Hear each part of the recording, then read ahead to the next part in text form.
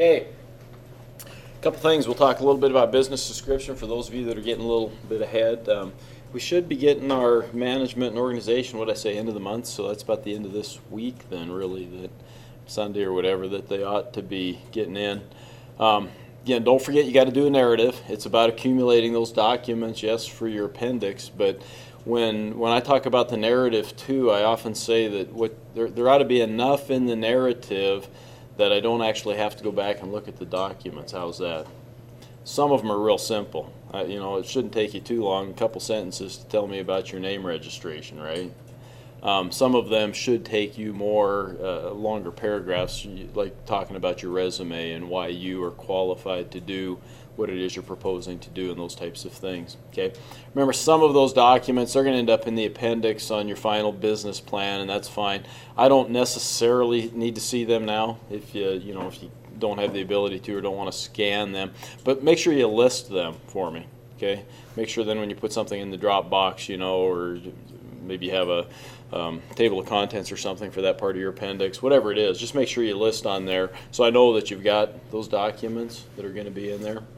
Okay, and ones that you can, like your resumes, you should be able to submit those without too many problems. So you might have 15 documents that you submit to this Dropbox in addition to your narrative, and that's fine. Okay, that's kind of normal for this part of it. So okay, so that should be done about the end of the month. Then our next section that we're going to start on, I'm going to talk a little bit about it today, is the business description. In terms of probably length, I guess, it should be next longest to your marketing, right? This should have some detail to it, and it should have some good stuff in it that lets me figure out what your business is, and kind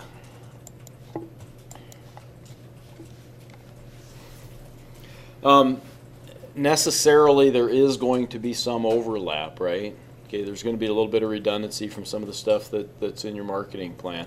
I would expect that here in the business description, though, that for actually describing the business and stuff, you're going to be far more thorough. Okay, you'll be far more thorough in terms of telling me what's in your business, right?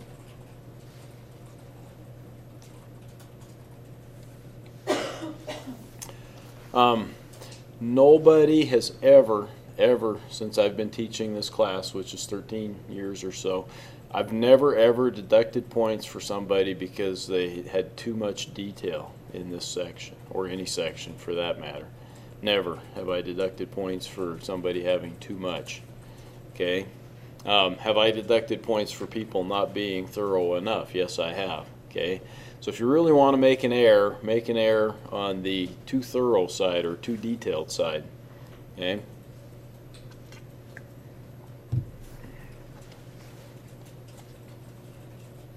Okay, remember, while you're describing your product or service, you're not just selling a specific product or service. Macy, you're not selling equine massages. You're selling ease of mind or something, for horse owners, or you're going to make them feel better about their ownership, right? Okay, so think about what it is, what message you're trying to convey, what real thing it is that you're selling. It should kind of go along with your strategy, right? Are you a differentiator or a low-cost provider? Okay.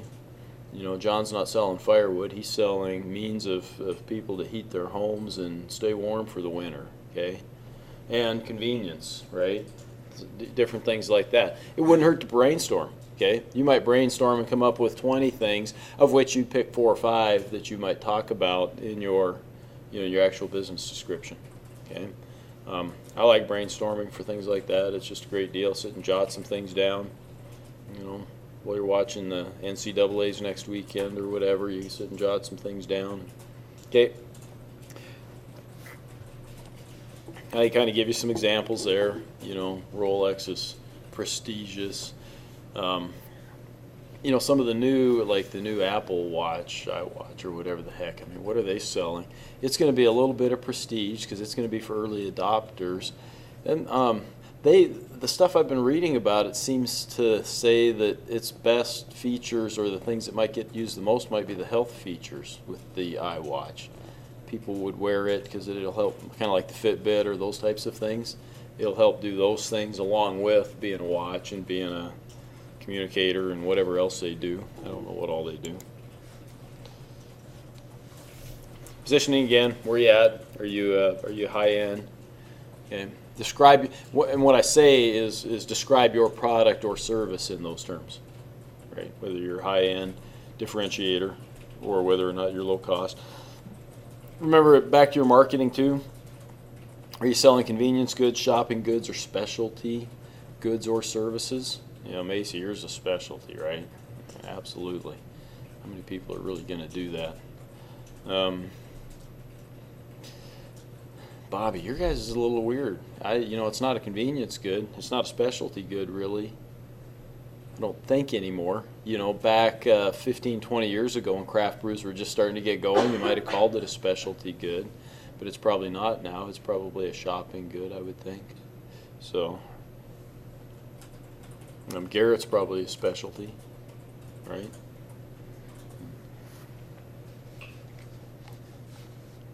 You guys are selling convenience, right, Alex? Yeah. You guys probably more convenience. Probably John for sure.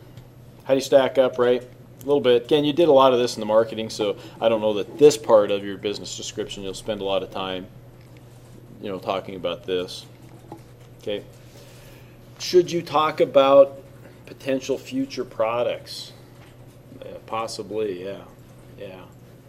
For most of us, that answer should be yes. Products or services. Okay. What types of things might you be able to do to expand your business? You guys backed away from doing the wine thing, right, Bobby? But maybe that's something that would be in the future, right? Could be. I don't know what other types of services you could. I feel like acupuncture. There you go. Equine acupuncture. Could be interesting. Yeah. Alex, you guys got tailor-made for that, right? Adding new products. Exactly. Garrett might be a little, I don't know. Maybe just remodeling services. That would be separate from flipping houses. Possibly. I don't know. Again, you might brainstorm, come up with some ideas. You guys could certainly add different, exercise equipment and stuff, but are there some other services like classes, things like that? Yeah. John could get into fireplace certifications or cleanings or those types of things. You could become a chimney sweep. There you go. Get the old stovetop hat, You'd look good in one of those. Guy that used to do it, he was kind of a buddy of mine. He actually got a big old stovetop hat, and he'd wear that when he'd go out and do them, just so he kind of, you knew what he was doing. It was kind of a goofy thing, but it was a good marketing thing actually. So. Location. Okay, detail.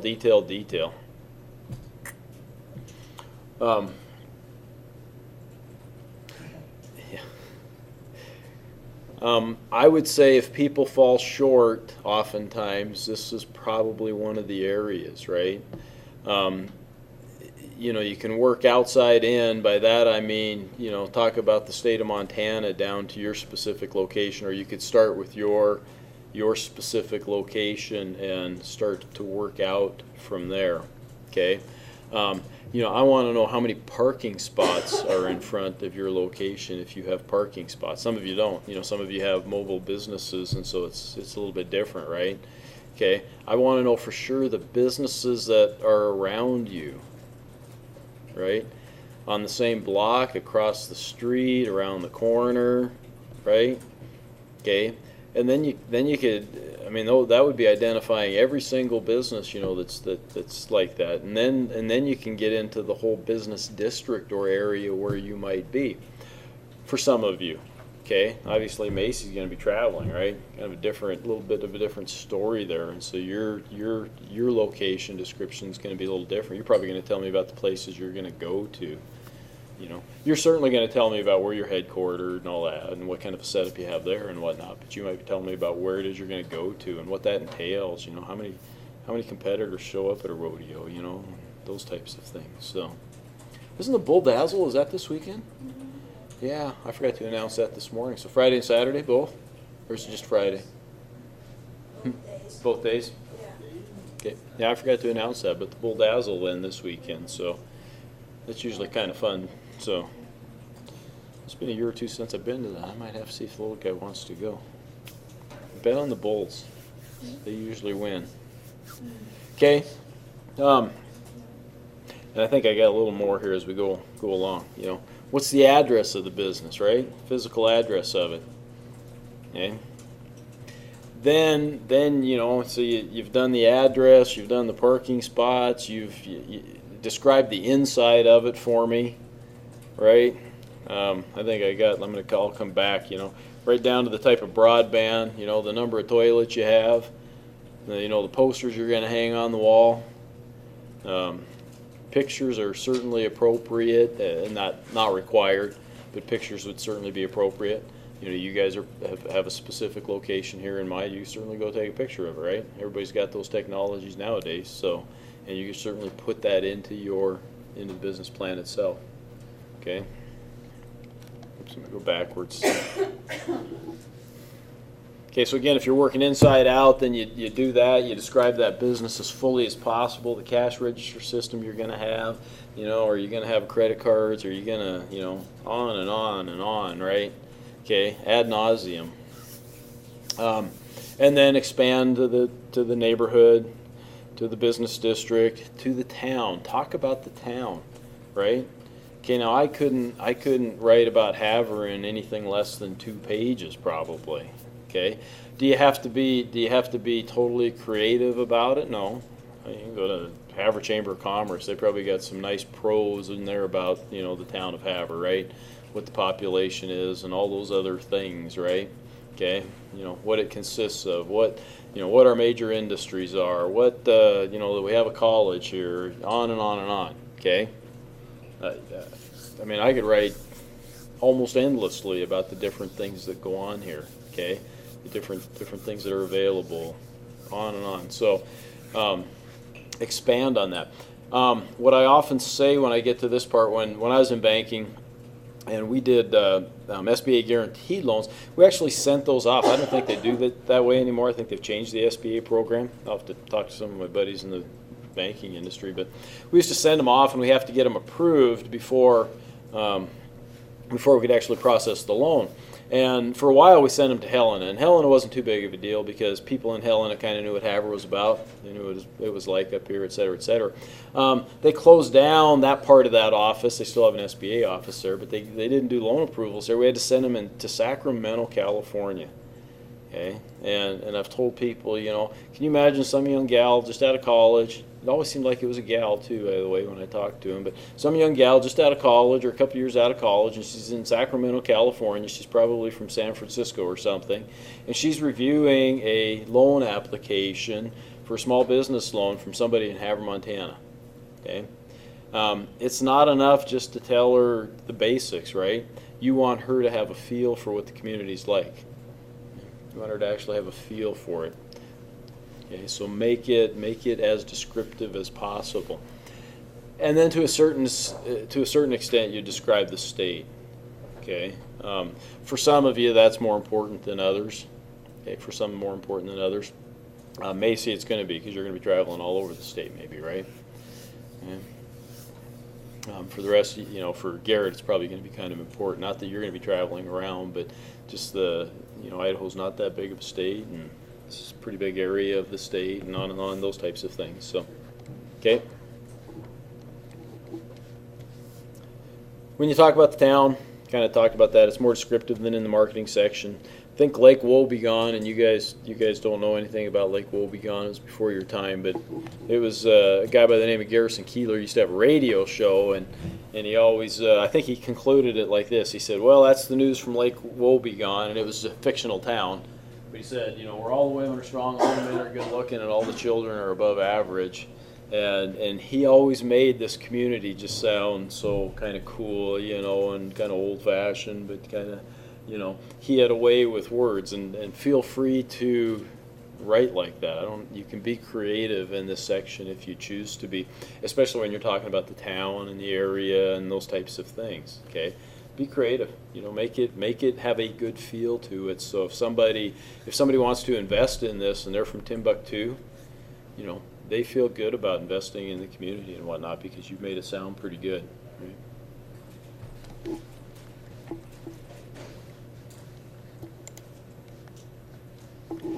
And then I give you some, you know, some good practical things here, right, that you can take a look at. Here's a good list if you want to, you know, download the PowerPoint that's available.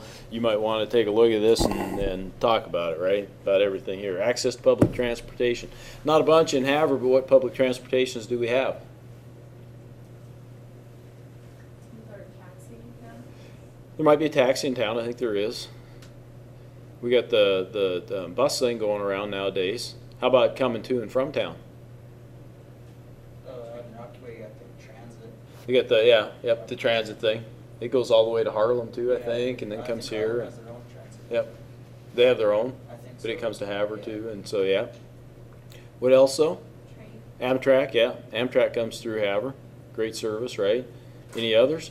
Plane. Plane, yeah. Yeah, great, is it, Great Lakes, I think. Plane service, yeah. Yeah, so you kind of talk about that, and then you might even talk about the connections that we'd have in Great Falls then, you know, the international airport that we got to drive, right? Different things like that. It'd be hard not to talk about our location in relationship to Canada. Okay, go ask any merchant downtown if they do a decent amount of business with Canadians. Okay. For some of you, again, that would be more important than others, right? You know, John's probably not going to sell a lot of firewood to Canadians, but Bobby and Angelique are going to sell some beer to Canadians. Oh, by golly. Okay. Availability of inventory and supply. So where are you going to get your supplies and stuff from? How's it going to get here? Those types of things. Utilities. Okay. So who supplies utilities, power, and natural gas and stuff here inside the city limits? Northwestern. Yep. How about outside the city limits? Yep, Hill County Electric for the electric side of it, and then other than that, you'd probably be on propane. Some of them are serviced by Northwestern. It kind of depends on how far you are from the main line. So I know some people, some farmers and stuff, that if they're not too far from one of the lines they can hook in, they have to pay to get hooked in. But okay, availability of workforce, maybe, right? Remember to talk about, if you're talking about Havre, you know, it'd be remiss if you didn't say, hey, we're a railroad town that also has a college and a pretty big medical community. And those are our biggest employers, right? Shouldn't you talk about our biggest employers in town? Absolutely. Absolutely. You know, we're an agricultural community though too. So we get those big employers, but we also do a lot of trade with the ag community. Availability of physical plants. What types of things might be available in terms of your business? Contractors. You know, if you need those types of things. A lot of you might not.